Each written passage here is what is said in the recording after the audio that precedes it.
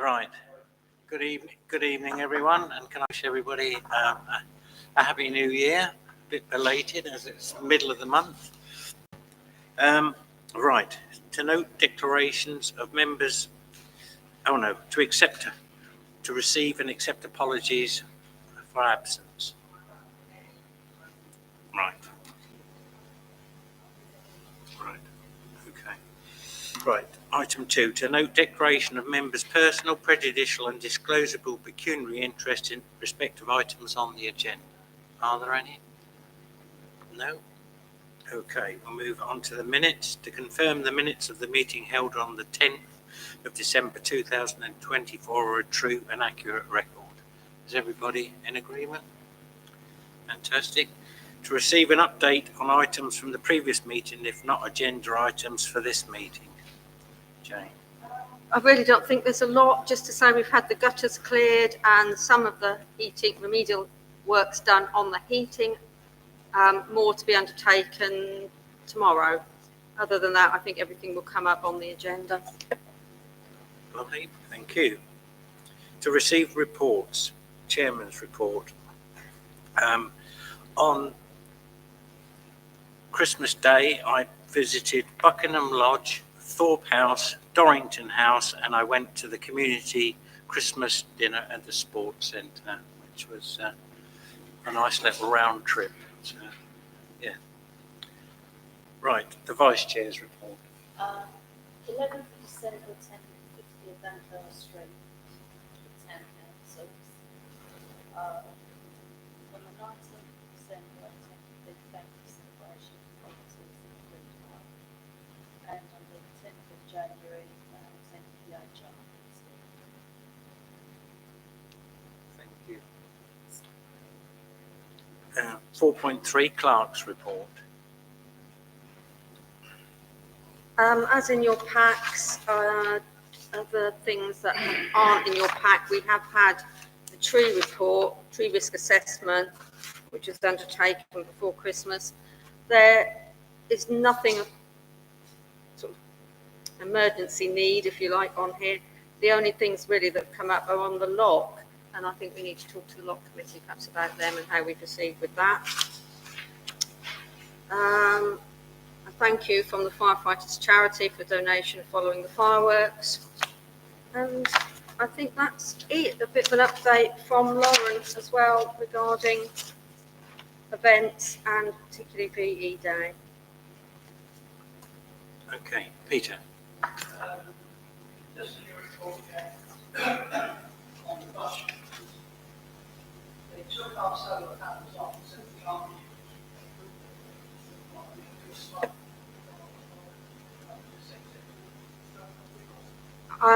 I'll go back to them. I think they felt that whatever is coming in will power the shelter as it is. Whether we can make use of those panels anywhere else, I'll ask.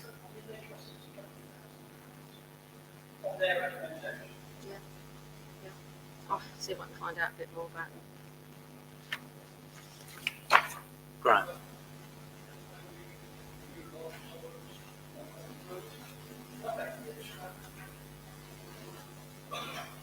Well, yeah, I think the clerk is going to look into this. Right, Thomas. Through you, Clerk, can I ask the Council for permission to set up a youth provision meeting? It's just discussions to take place, and I'd like permission to go forward and set a date. Catherine. Yeah, I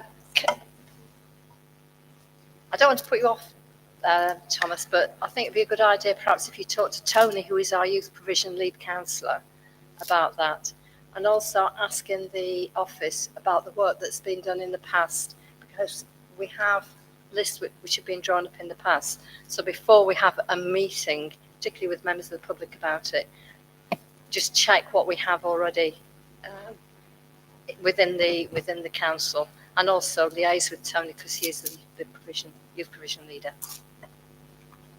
Tina. Yeah, like you, I don't want to put you off your stride or anything on this, but I'm mindful that this council, we have a remit of what we have to do within the council statutory obligations. and branching off into areas that are not really our remit.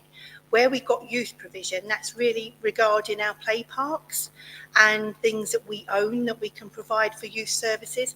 So the other youth services that are around, it's good that we have a list of them to pass on to people, but actually involving ourselves is possibly stepping on people's toes that we can't promise things and we can't deliver because they're not our statutory duties. So if it was to make a meeting, it's another meeting where people are just sitting around a room talking and nothing actually comes out of it. So although it's a good idea, and I think many of us around the room have tried different things like this before, but we always come back to that point of it being statutory, and other groups do that sort of thing, and we would be sort of getting on their toes, if you know what I mean. So although I don't want to put you off, and I know you're probably getting on the back of what Toby pulled together, and I believe he's doing other ones around the country or around Norfolk, and having us as a presence there was good, and your report from it was good. But I think, from my opinion, that's how I feel that we would be going away from what we should be doing, and we need to do what we should be doing better before we start branching out and spending more money on what we've got. Briefly then, Thomas. To just reply, I have liaised with Tony, and the ideas come from several different places to hold these discussions, and it's not for the town council to step forward and to take any action. It's for us to support the people whose remit it is to actually do things better, because at the end of the day, we know the local area better than they do. And to bring people together is better than people working alone. And this discussion was just to bring people together. I would think that the only cost to the council is 90 minutes of a member of staff's time so they can supervise. Peter.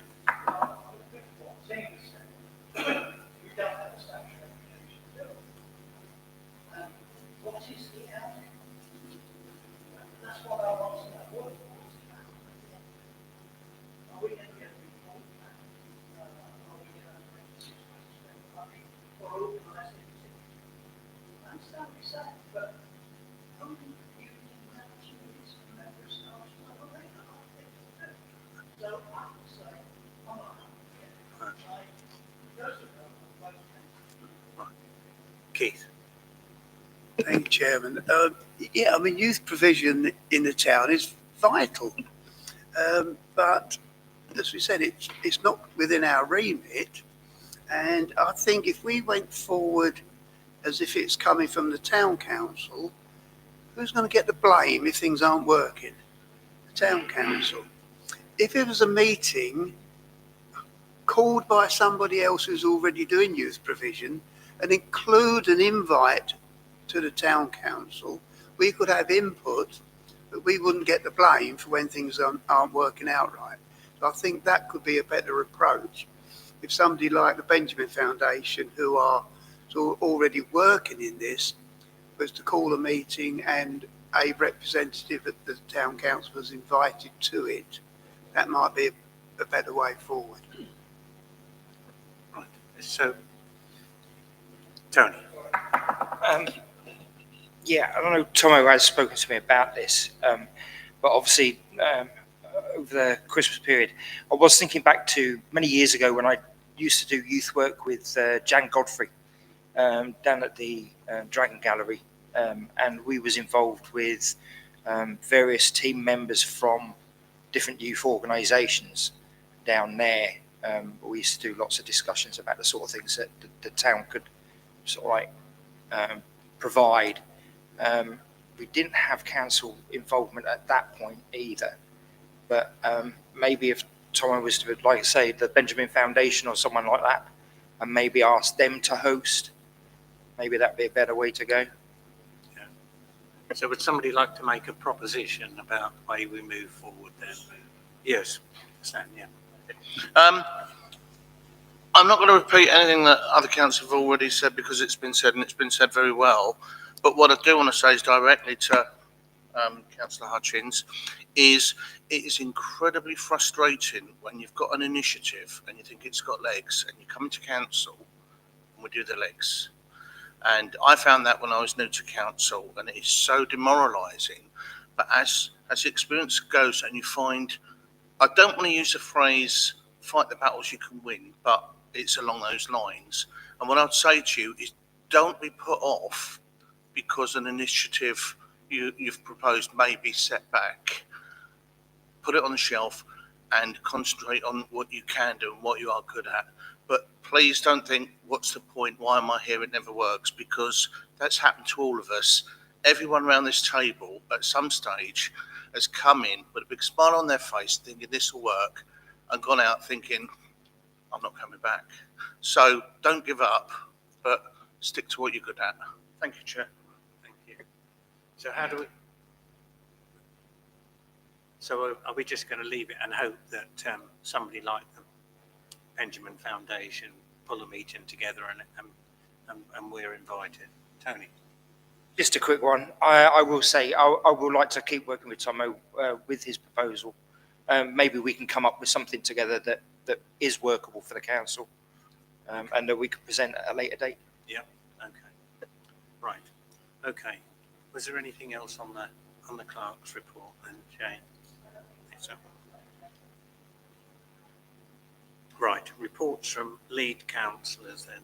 I know Jill wants to say something. Just very quickly, obviously, as you're all aware, the festive market didn't go ahead quite as planned.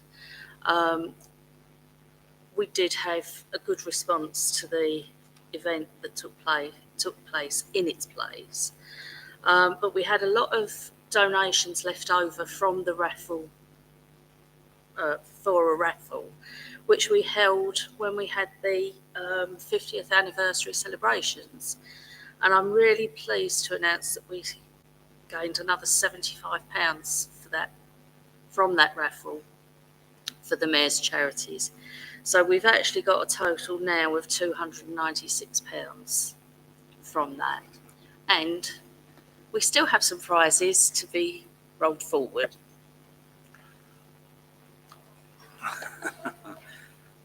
Right. Are there any other lead councillors' reports at all?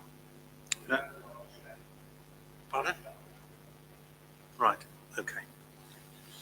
Right. Public participation. So, would you like to step?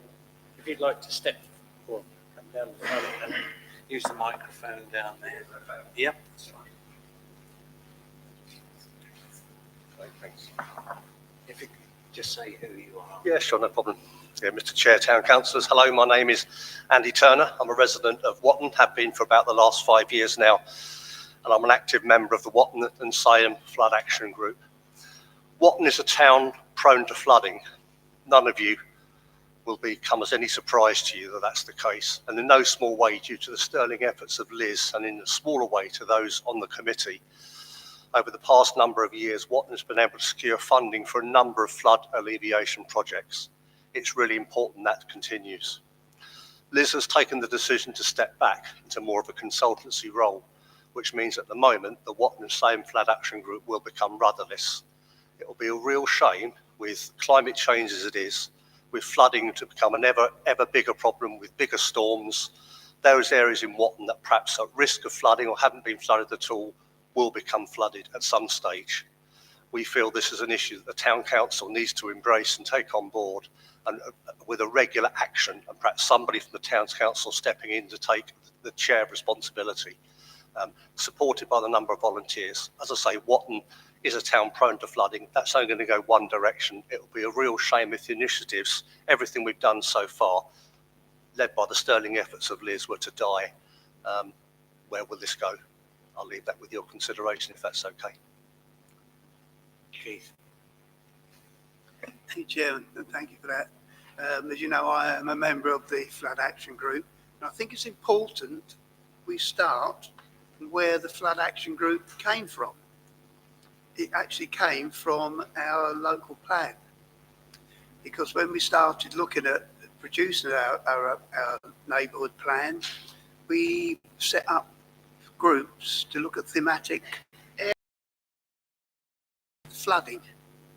So I was a member of that group that initially set up through the town council to look at flooding issues. And out of that, I think the flood group outgrew the town council.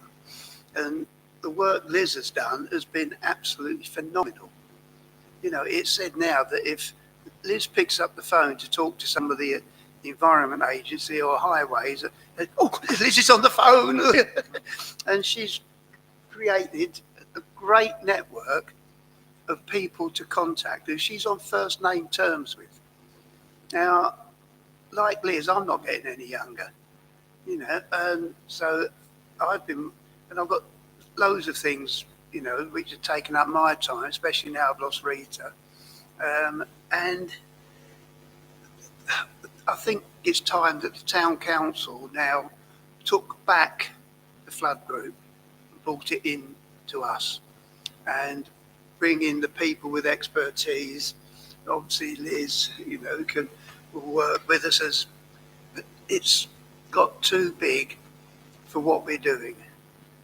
I think that's the thing. The amount of work that's gone on behind the scenes that nobody sees. You know, visits here and visits there that we've done, and now we've got the Reclaim the Rain project. You know, one of only 6 places in Norfolk and Suffolk, and it's, as I say, it's time to bring it back in house.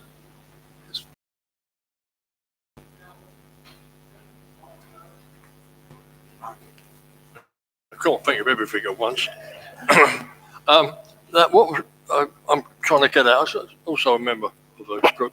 That if areas are prone to flooding and people put in for planning permission, it gets overruled, and then someone from God knows where comes and has a look, goes, can't see a problem. So we get sort of trampled underfoot. So, you know, all the good efforts and all the work that you put in, sometimes you just get overruled by someone higher up and you think, you know, I'm going to do this. So, Peter. Chair, I hear what Keith said. The Flood Action Group is made up of Watton and Sam Tony. Now, I presume Liz's report's going to go to Sam Tony. I think what I wouldn't want us to do, say, yeah, we're taking it in-house, and Sam Tony say, well, nobody listened to what we said. So could I suggest that the Flood Action Group get together, ensure that Sam Tony have discussed it, and see how we can sort things out from there, because we can't afford to lose it because it's done so much good work, but we don't want to end up offending one of our neighbourhood villages. I think Liz, right. You could.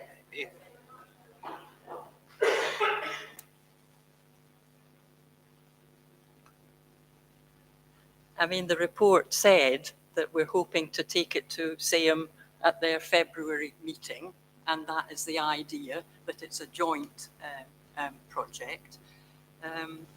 In relation to what you said, one of the important things is that there is going to be a new flood risk assessment map for Watton and all other communities in the area, and that's, I understand, going to be published quite soon, so that when there are planning applications coming forward, we now have evidence of where flooding happens, which hasn't been the case back before. I'm very happy to answer any questions that people have. I think Tina wanted to say something, and then Kat. Yeah, I think as individual councillors, we come and go for whatever reasons.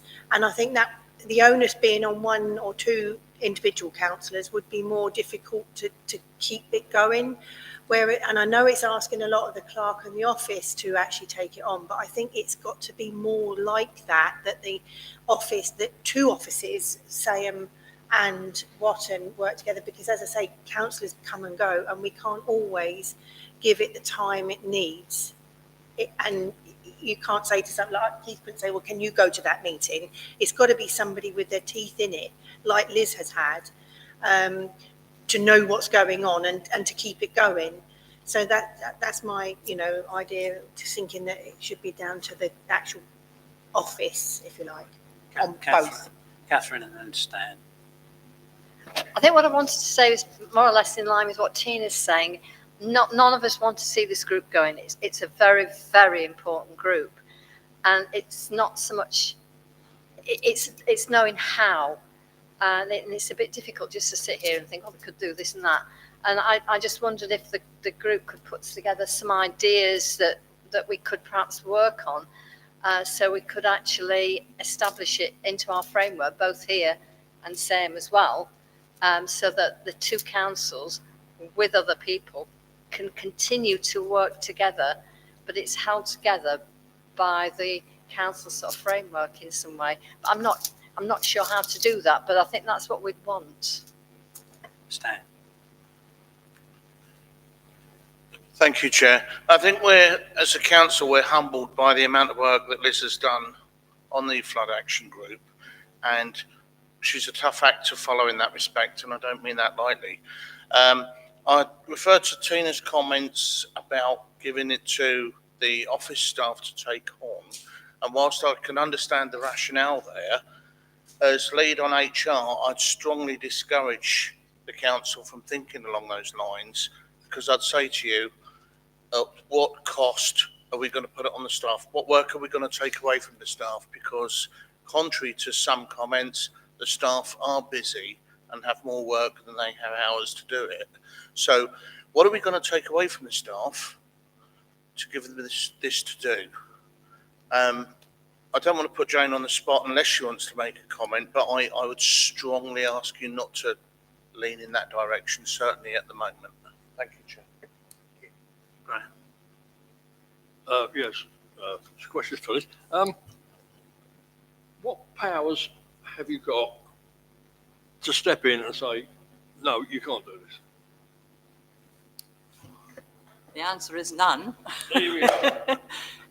It's all by persuasion and working with and making good relationships with officers in the various agencies, trying to persuade landowners who don't want to do their riparian responsibilities and clear ditches and things, and trying to persuade them of that kind of thing. So no, there isn't any power to the group. It's an influence group, and I mean, I think that what I've been is what the previous chief executive of the National Flood Forum calls willful individuals. So people full of will to get things done by persuasion and working together. Catherine. Just very briefly, I could imagine it being the same sort of working group that the neighbourhood plan group was. So we had supports, clerical supports, secretarial support from the office staff. But the working body itself was made up of councillors and people outside the council as well. And that's perhaps how I'd envisage it, but I'd have to think a lot more about that. But that type of thing. I mean, that was what I certainly think it would be like, yeah. Keith. Thank you. I'll give you a couple of examples of how we've gone on with things, in the fact that before Barrett started their development down Thetford Road, they came to us and asked for a meeting because we knew things on the ground, and people were saying you can't build there because it floods. Well, it was Liz and I, we were down there, and we said, well, why is it flooding? Why is the road always flooded? You got a lovely ditch along there, and I walked across the road, looked at where the outfall was, you couldn't see it because it was buried. You know, nobody had maintained the ditch. Once that was cleared, things started running. But it was only because of the influence of the Flood Action Group that you got those huge attenuation tanks there. If we hadn't been talked to and asked for our opinion, you know. And although we're only amateurs, they respected what we said. And the other developer has been to us several times, is Abel's. When they've wanted a development, they have phoned us up, phoned Liz, and said, can we have a meeting and basically can pick your brains. So they're examples of what has been done, what has been achieved, what can be achieved, you know, in the future. Peter. Very brief. I think the concept of running something like we did with the neighbourhood plan is probably the best way forward. But we don't do anything forever. No, we don't do anything until Sayham have had their meeting, because they do something similar, it's fine. I'm well aware how well you've all worked together, and I don't want to end up offending a local parish council. And if they say, oh, what they're thinking of doing it like their neighbourhood plan, we could do the same, fine. Or can we come along and join you? Yeah. That's fine. But I think the concept of running it in that manner would be the best way of doing it. So, Graham. Yeah, this is all fantastic to get together, but at the end of the day, we need someone with enough clout and enough experience to say, that's not going to happen, mate. You know, if you want to build something there, you need to do this, this, and this. These are the ground rules, right? Otherwise, it's not going to happen. But you're going to have some builders who are going to turn around and say, we've only got a certain budget, don't worry about it, whack them up. They flog them, they move on. They're not interested. Right, Liz. I mean, that's what the lead local flood authority's job is for any development over 10 dwellings. They set what the builders have to do. So there's protection there from that. And we have to rely on them. I mean, one of the things I've done recently is the Environment Audit Committee at Parliament is asking for evidence about resilience in flooding, and the National Flood Forum sent it to our group, and I've put a submission in to them. And one of the things that I've said in relation to that is, lead local flood authorities are very understaffed, and that we need more people, and we need building control to actually look at and check that with drainage in particular, the builders have done what they want. It'll just go into the ether, but anyway, I've had a go. Right, so are we all agreed that we'll follow what Peter has suggested, that we wait until Sam Tony have had their meeting and then to discuss it further? Stan? Yeah, thank you, Chair. Would it be appropriate this time then to express our thanks and gratitude to Liz for all she's done thus far? Yes. I think, yeah.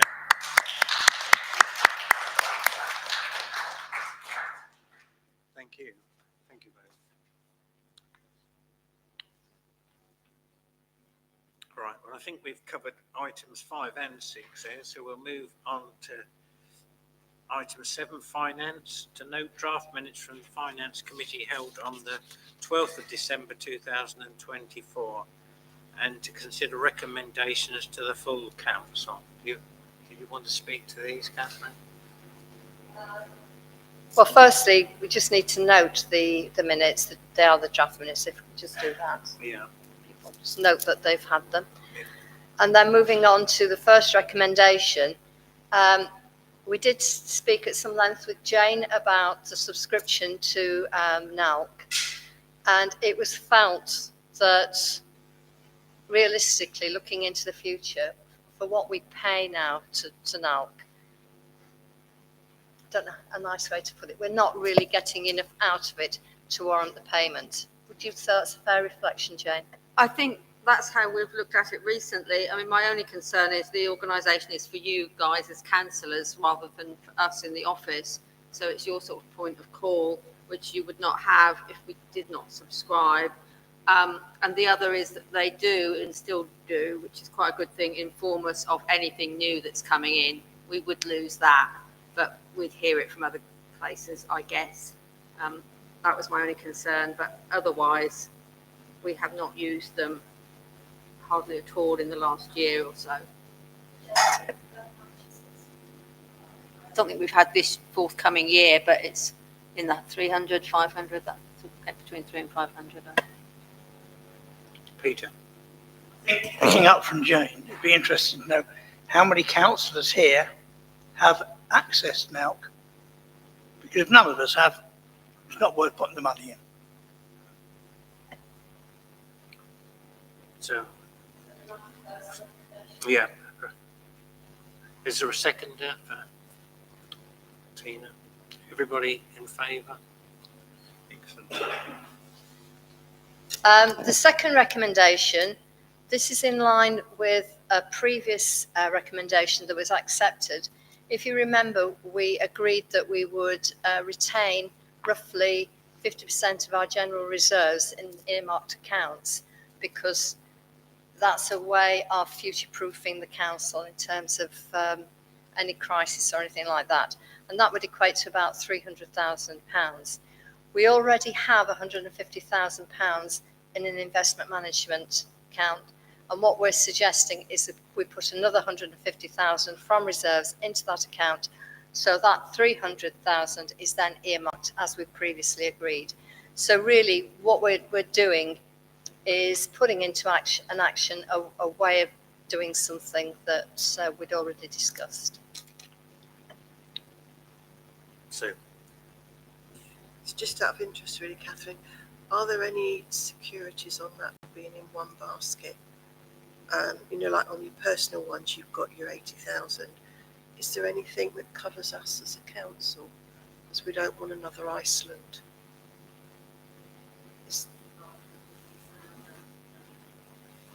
So is this 150 go? Is there any other options as to where we could put it so that should something go wrong, we don't lose everything? Peter?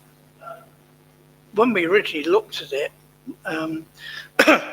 that was offered to us two different types of accounts. One was to put it in this, which gave you immediate access if you wanted it and gave you a fixed rate of interest on it.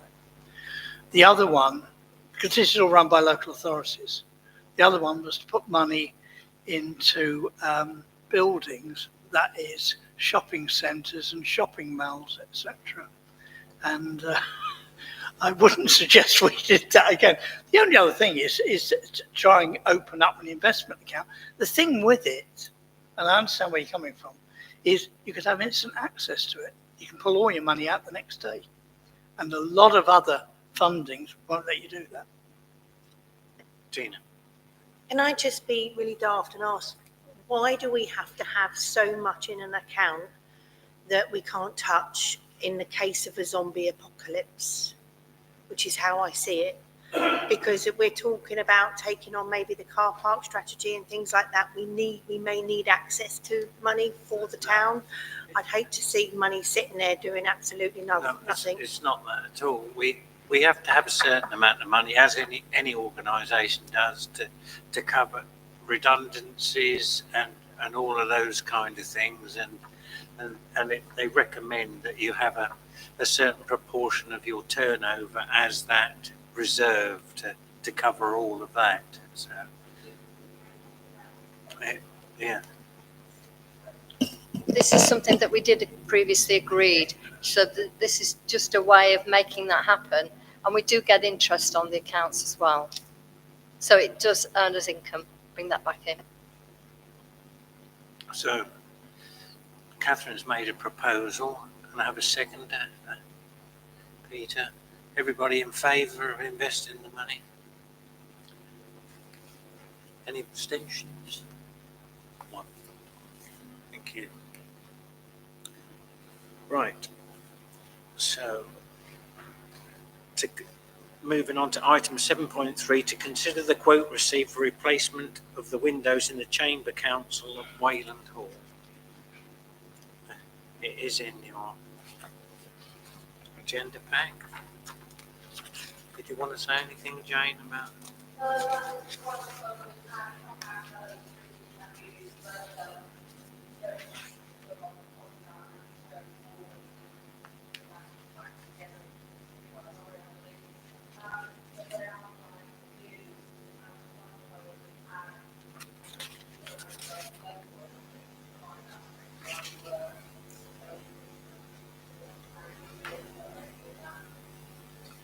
Thomas? As far as I'm aware, this is just to fix a few windows that don't open and close properly, right? That's a lot of money.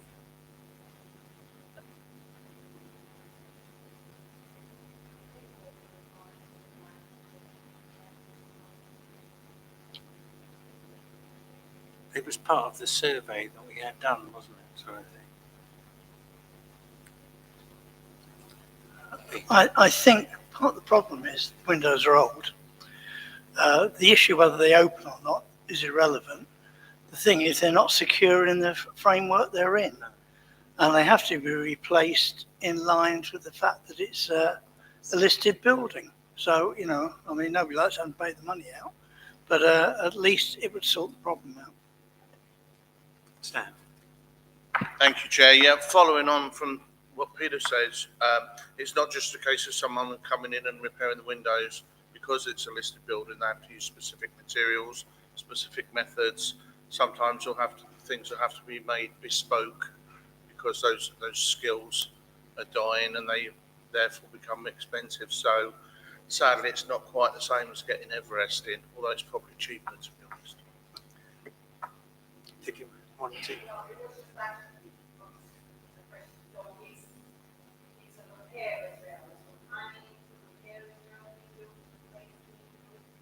Replaces.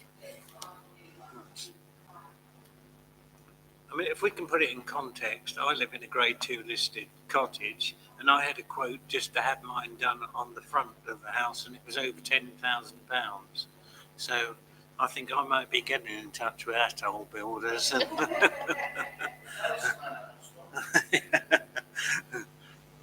Catherine? Just to check with Jane, the people who came and did the survey, they checked each of the windows and the window openings and so on, because some of them won't open, will they? Guessing they did whatever they felt they needed to do when they did that survey, and that was the recommendation, one of the recommendations put forward.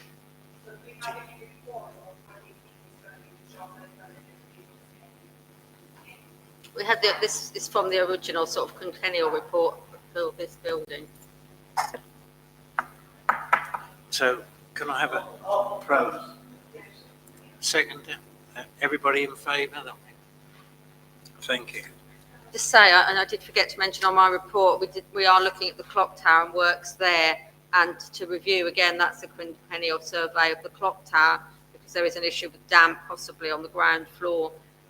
We've been quoted £545, which is in my spend, but I just want to sort of let you guys know that, and that's to carry out a site inspection, review the present survey, produce a list of works, and then go on to, again, I would say work with the builder to let them know what we want done. So whether you're happy to proceed with that. Yeah. So, Yeah. yeah. Right, we move on to item 8, to agree the 2025-26 budget and set the precept request for 2025. It's in Appendix 1.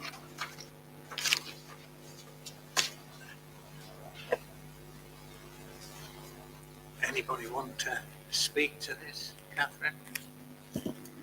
First of all, can I thank Jane for preparing these figures?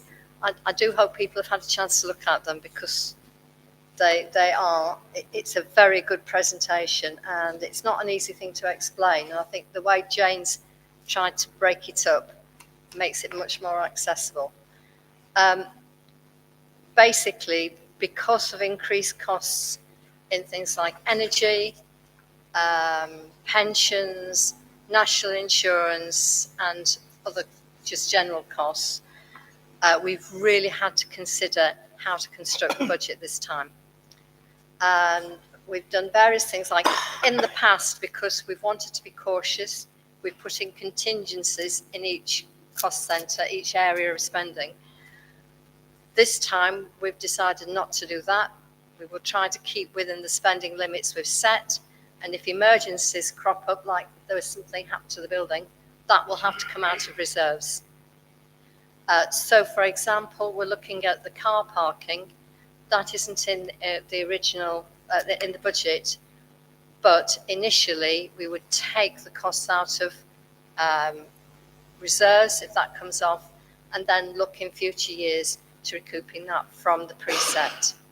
So it's been quite a long, hard slog this time because we've had to question every area of spending to make it reasonable. The actual percentages that we're looking at of increase for the preset look unduly large. My recommendation would be that we go for option C, which is a 5.75% on the preset. However, in terms of what somebody on a band D will be paying extra each year, it's about £7 a year more. So in terms of what each householder will be expected to pay, it's actually not an awful lot. It just looks a lot when you put it in percentage terms. But I do think we need to go to that if we can possibly this year, because otherwise all we're doing is putting it off for future years. And I think it's much more responsible to go for a slightly larger precept increase this year, so that if we need to do another one next year, we can do it, and it won't be such a huge amount all at once. So as I said, I do hope that you've had a chance to look through those figures. Jane's done an amazing job. I don't know if there's anything Jane wanted to add. No, I don't think so. I think it is a question of, we really do need to sort of look at our expenditure and keep within budget next year. If there is anything, as Catherine said, we are going to need to go to reserves. So we've got to sort of watch what we're doing. But they're the options, A, B or C. I don't think there's much movement anywhere. We can't really do much more, I don't think. Tina. Yeah, I think I agree with you, Catherine. I think it's got to be option C, and I think well done, Jane, for getting it done. It gives us a little bit of a margin if we planned with the car parking, etc. before, to get ourselves ready for that. And it's a no-brainer. So if you're proposing it, I'll second it. Thomas. Thank you for the people who put the work into this. It's very good.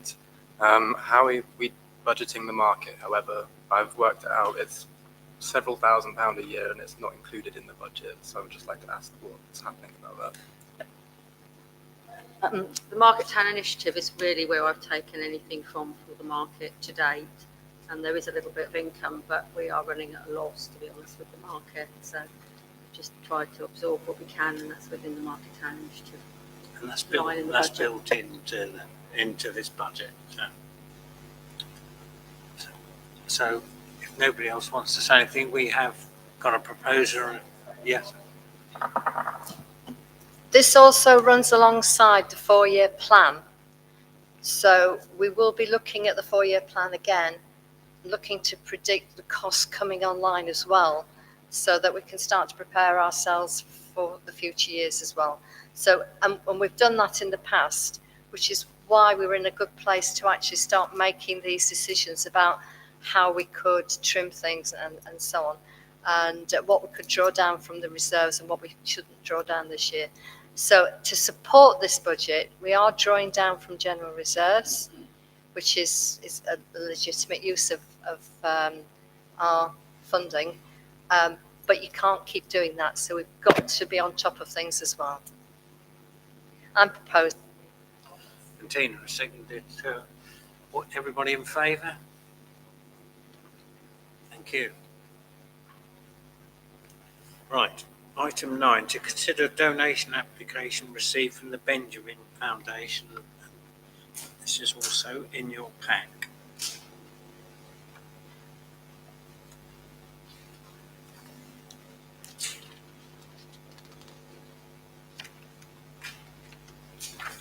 They have, Sue. I think it's important that we have the Benjamin Foundation down at Charlotte Harvey.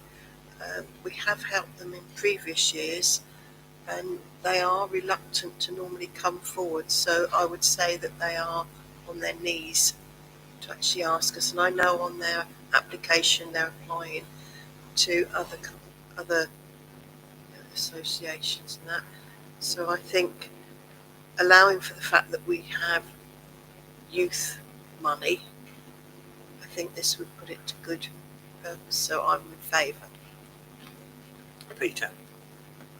Yeah, I'd support this because not only have they been running 2 youth clubs a week, but they also do a lot of work for looked after children, etc., and the young carers.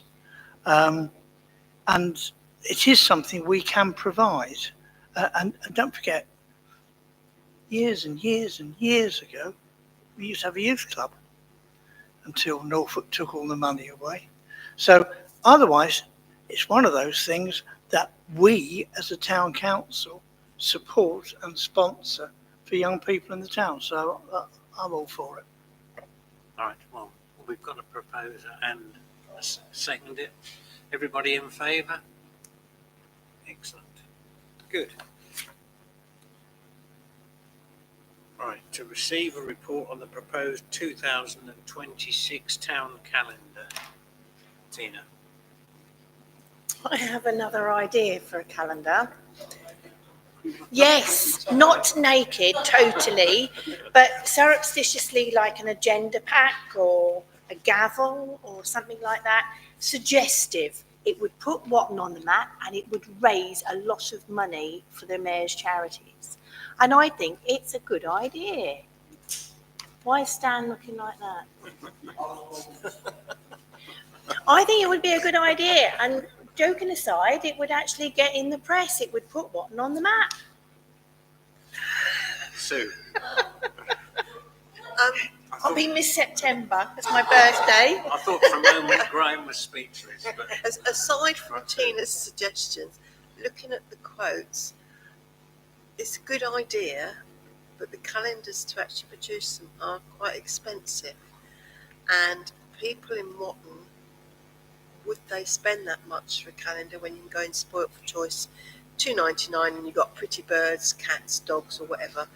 It's the way of life nowadays, and I don't want to sort of like down it, but if you can get them printed somewhere a lot cheaper, because personally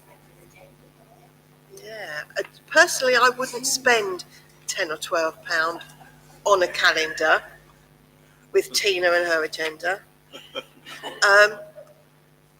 and even sort of like the different photographs of the events during the day. The Methodist Church did a calendar when I was there, and they found it very expensive, and they only had 200 printed, and they didn't make any money from it. So it's just a precaution of how much are you prepared to put in to not necessarily receive money out for the mayor's charity at the time. right, I think Thomas had got his hand up first.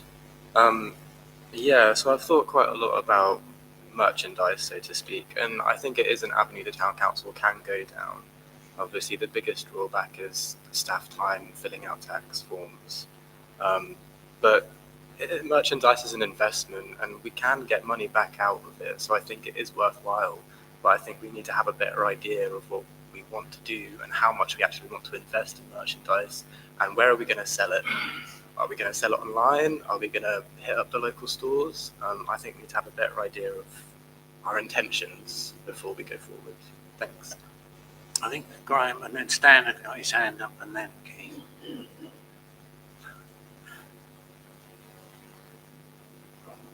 It's fine. I'm miles away. Yeah. So if you've got a calendar, but X amount of whatever you want to sell them for, and we put them in the shop, and the calendar next to it is £1.99, you're not going to pick the old one up, are you? Yeah, I think we're losing the battle with this, like, as far as cost is concerned, because there's so many cheap options out there. I can't remember who I said next. Stan, I think. Thank you, Chair. It's not always about the cheapest, and I understand that people will want to pay a little bit more to support a worthwhile cause. And I personally would pay £11 just to inconvenience Tina to get her bits out and hide behind an agenda. However, It's quite a valid point, and not points like Tina would make, depending on what time of the year the photos are taken. But it is a valid point that if we are going to do that, seize the idea and look at cheaper options. But 2 points we need to consider are that if you've got a calendar, you've got a limited time in which to sell it. And it's no good a year later selling it half price, or halfway through the year selling it half price. And the other point, not everything that puts a town on the map is a good thing. Fred West put Gloucester on the map. Of course, a bit harsh, that one. Keith and MP. Thank you. A lot's been said about, are we going to make much money out of it? It's not all, something like this, it's not all about making money, but it's PR, public relations, getting their name out, being a nice friendly council. Some of that is worth more than money. A lot of people look at, they don't know who the town councillors are. They haven't got a clue. They probably don't even know there is a town council, some people. And something like this would get our name out. We probably would make money out of it.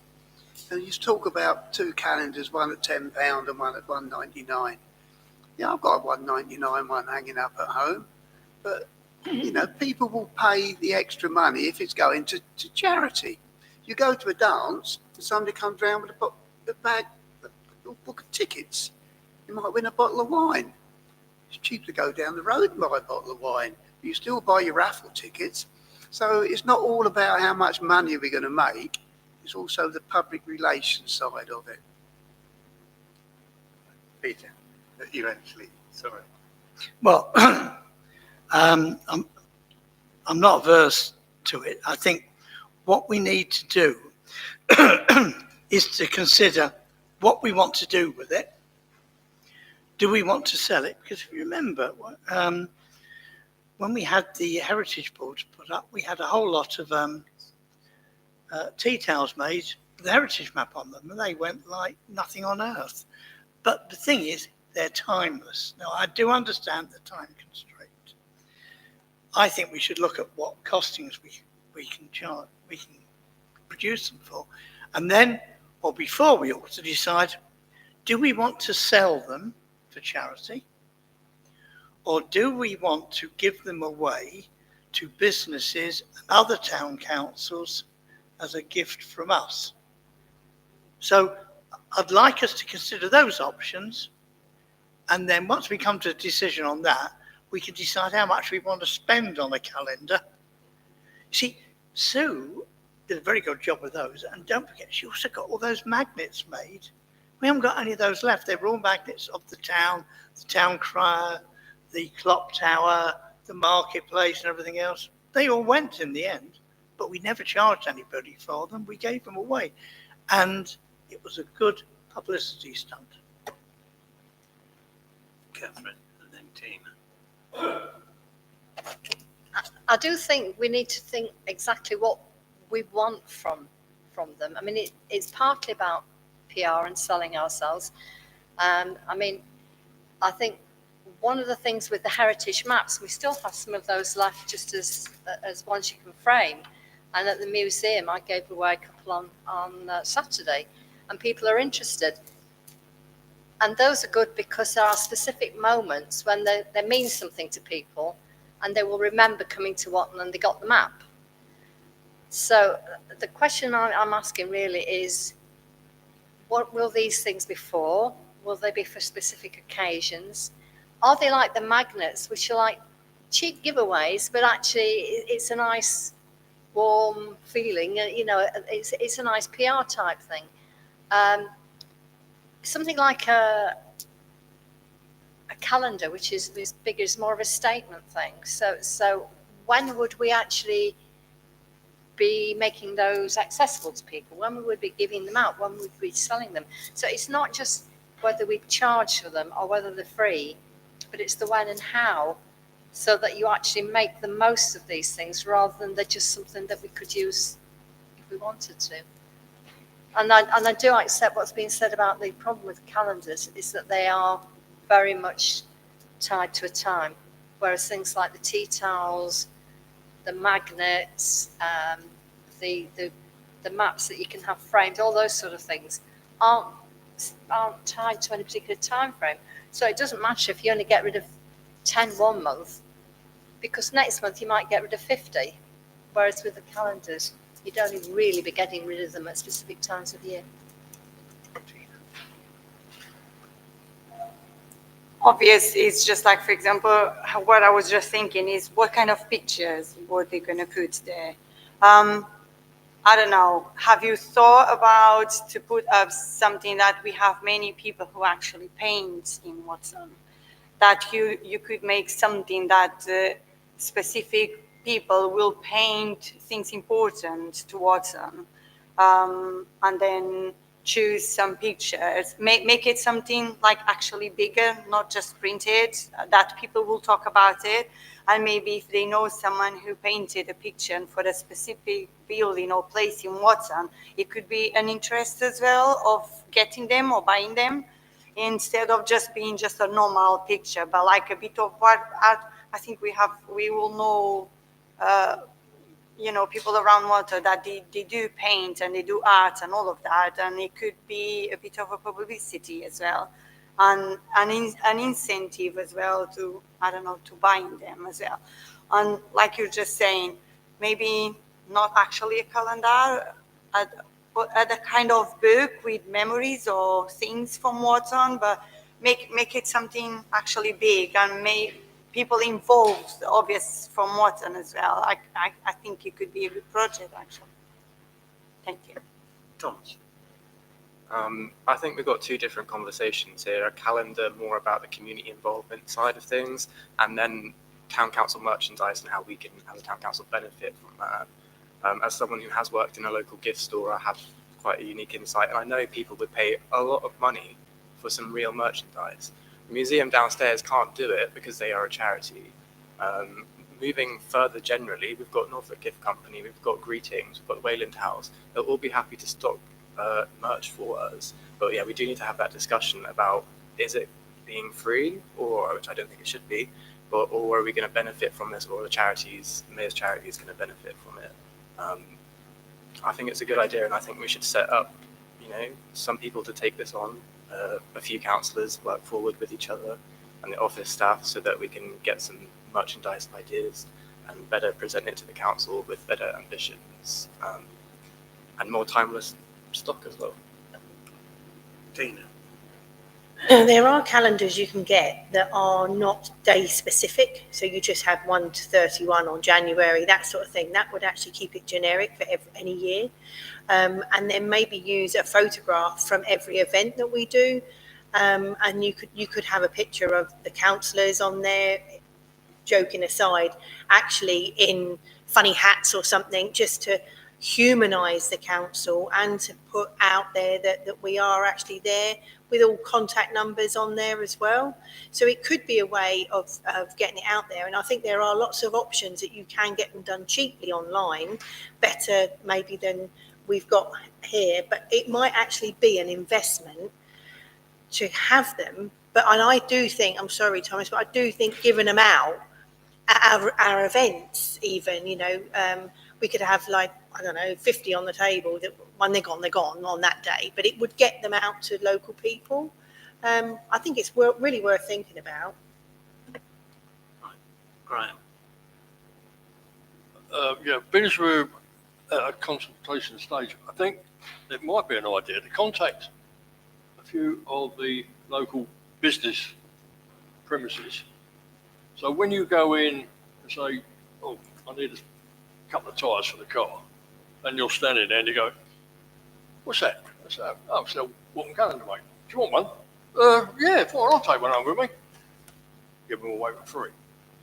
But if we can find out exactly what people would be interested in, as opposed to sticking our faces on it or whatever you want to do with it, right? Because the amount of public interest, like we've got now, how many we've got on the one? We need to get out there. We need people to know what's going on. And at the moment, any member of the public I haven't got a clue what's going on up here. I will not want on my house a calendar with Sorry. But anyway, It doesn't make any sense. I mean, at the end of the day, any publicity is good publicity. Right? It doesn't matter how we do it. But if we could get something into some of the main businesses and they give them away, right? Just we need to get them out there something. Right, Jill and then Tony, and then I think we need to wrap it up. Just thinking along those lines, I wonder if we could ask local businesses to sponsor a month. So for whatever month they get their name and details at the bottom of the page. The other thing is, was Mark Bunning contacted about prices if it's something that he could do? Because that would be supporting a local business as well. Yeah. Tony. Yeah, just a quick one to Jane, actually. When you did the survey for the calendars, was that to put like our events on there as well? To have those put in on the dates?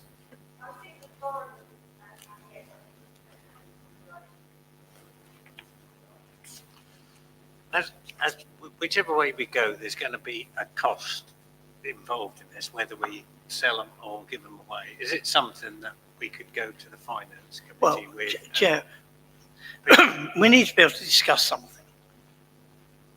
And Lauren has done a bit of preparatory work. So taking into account what we've said about whether we should provide it in merchandise or we should be doing something that we can give away, etc.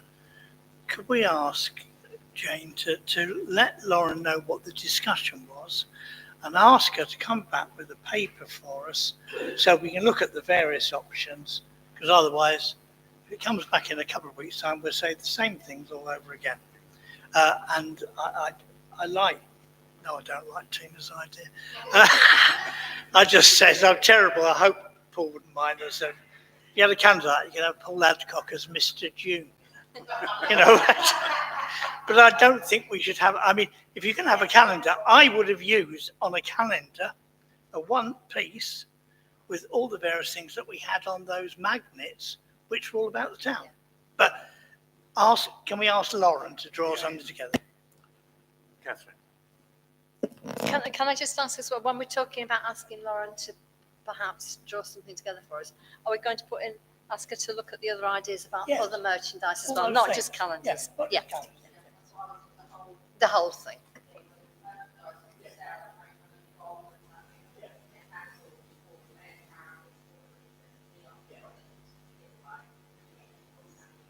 Stan. Yeah, couple of points there. If we are looking to do something that we would give away, what would concern me is do we spend £7 on a calendar, or do we spend £7 on 3 fridge magnets, a notepad, 6 pens? What do we spend the money on? Or those cloth tote bag things? But the other concern I have, and I'll be grateful if someone can reassure me, but we're about to tell the community of Watton that we're putting up their council tax by 5.75%. But never mind, here's a free calendar. Oh, that's £7. That's roughly what your council tax has just gone up to.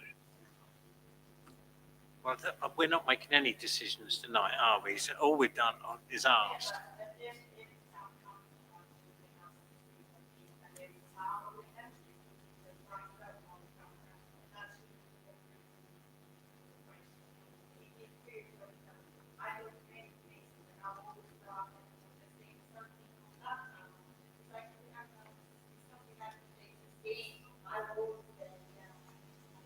Right, I think we probably need to move on. We've made a decision to get further information. Right, item 11, to ratify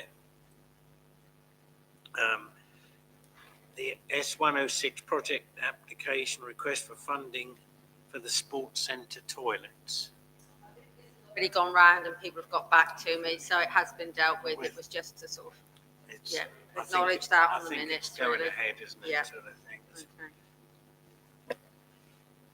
To confirm acceptance of letter, the Burkett's lease to the museum for Watton.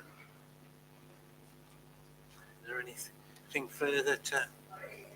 It's in the packet. Sue? I'm assuming there's a typo error on the hourly rate for the lady that deals with our stuff. What's it? It's an awful amount, yes. So that was my only quick. At the end It's of the almost a clerk's pay. So are you suggesting we get that clarified first then? I would suggest that we just get that clarified Yeah. first.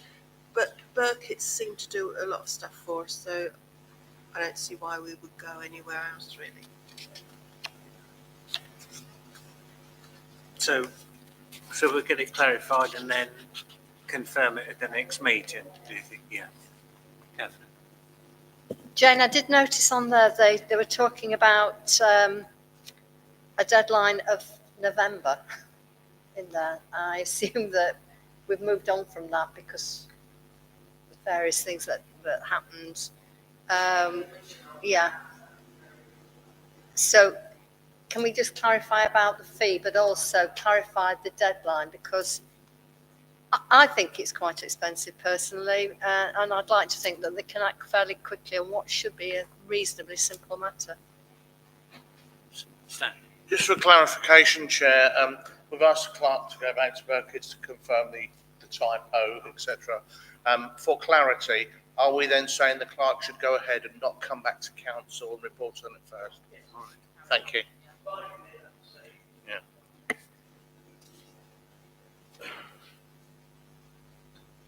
Right, so we can move on to agree to pay the Loyal Company of Town Criers membership fee of £35.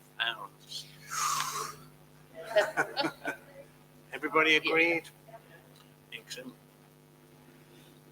To confirm, item 14, to confirm this, which solicitors the Town Council would engage to act on behalf of Watton Town Council regarding possible lease of the Breckland Council car parks in the town. The problem is that we both got the same. Yeah, but if you read their latest thing, they did say if you're going to go to Burkitt's, that they would go to someone else. Yeah. So I would presume that we carry on with Burkitt's. Yeah, okay. Fine.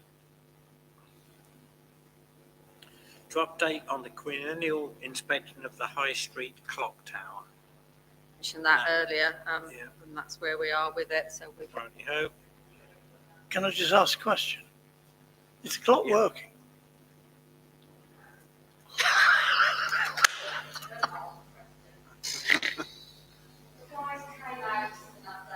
came out, and they couldn't move the weight. He wanted to move the weight to unhook the rope on the pulley. He could not move the weight on his own.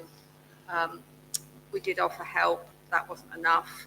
So we're in that position. We're waiting for them to come back to us now. Stan? Chairman, can we write to them and ask for our money back? Serious question.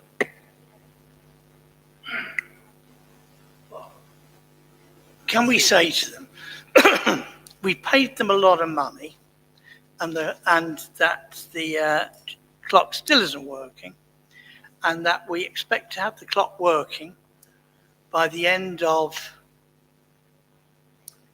January, end of the next millennium, but to say, give them a set time, don't working, and say, if not, we should be seeking recompense for having paid them to do nothing. Well, you know, tidy up nicely. Right. So, you're proposing, Peter's saying that everybody in favour of whatever Peter said.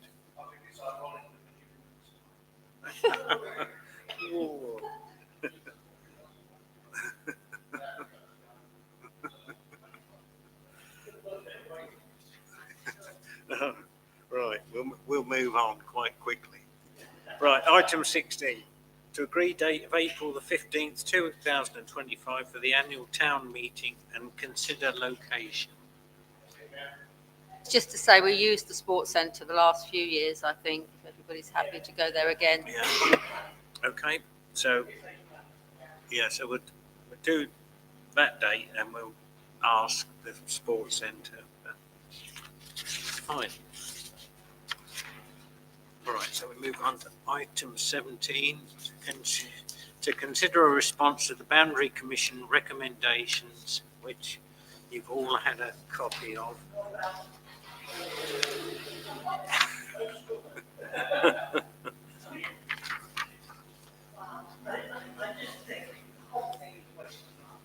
Yeah. Because if the district council gets around, it doesn't matter what, that's what it's I know it's a legal process to go through. Yeah. It seems pointless for us to get access to it, because if it ever happens in my house, I'll Yeah. Tina, sorry.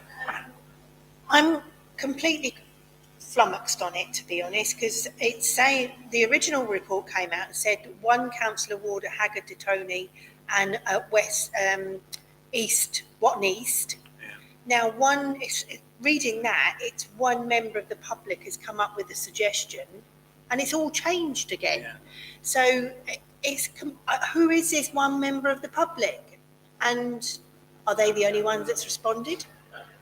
So it's flabbergasting, and I think Watton Town would not be well represented with that idea, because the High Street, what they're looking at is it going Haggard to Tony and Sayham would all be within Watton High Street, going that end. So if, for instance, you know who would be that end, along with partner at that end, they would be running that side of town, whereas one person would have the whole of the other side, which goes down, according to that, to Griston and Carbrook.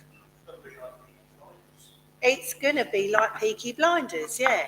It is a complete farce, to be honest, and I'm being polite. But it's not just Watton, San Tony, Carbrook or Griston. It's like it's all over Britain, because Well, they're changing the boundaries. I think our area is the most affected. Some of the others are, I think, Swaffham was kept the same, but I think one of the other market towns has changed slightly. But there's not. We're the one most affected by it, and and I think if this actually comes out as proper draft recommendations, I think this council collectively should say something regarding how it's going to affect the town, because it is going to split the town into totally. Absolutely, but it'll confuse the town as well. Because if you live in Watton, I mean, Keith will be living in Haggard de Tony. I'll be on Merton Road. Will be Haggard de Tony. So what the hell? That's just stupid. It's archaic. you won't have to write it anywhere, though. It is. You'll be all right. You won't have to include it on your address, Keith. You'll be all right. So how do... Respond on a format, or are they just saying, what do you think? Well, I suggest we just write back and say this is crap. Yeah. And we don't accept it at all, because we do not believe it is making giving proper representation to the members of the residents of Watton. That's it. No Right, more okay. than that. Does everybody agree Crap, with that?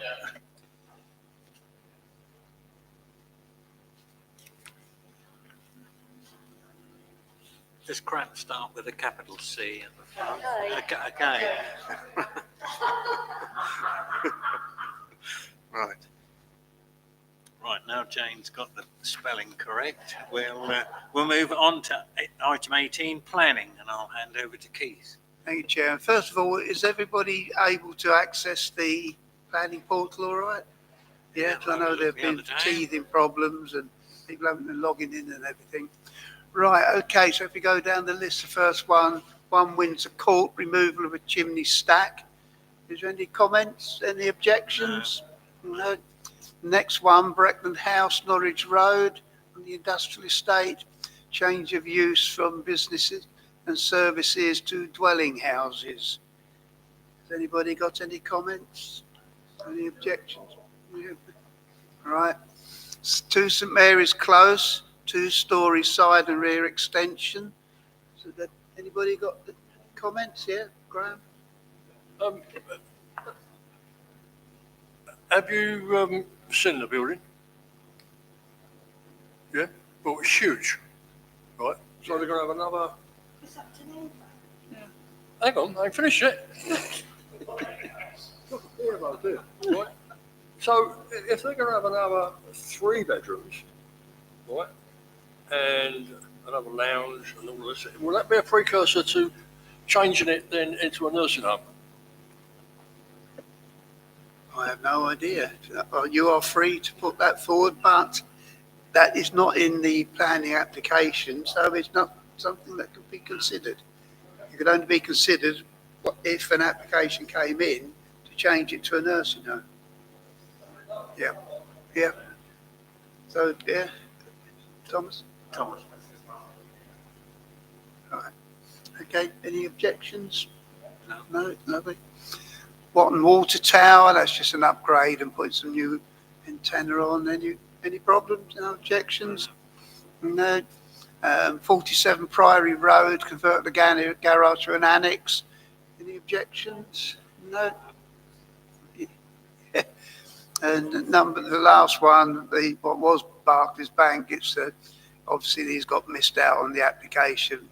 2 new condensers to the rear of the rear elevation. No problem. No objections. No. Okay, thank you. Right, yeah, thank you. Right, we'll move on to item 19, to pass a resolution to exclude the public and press to consider confidential matters.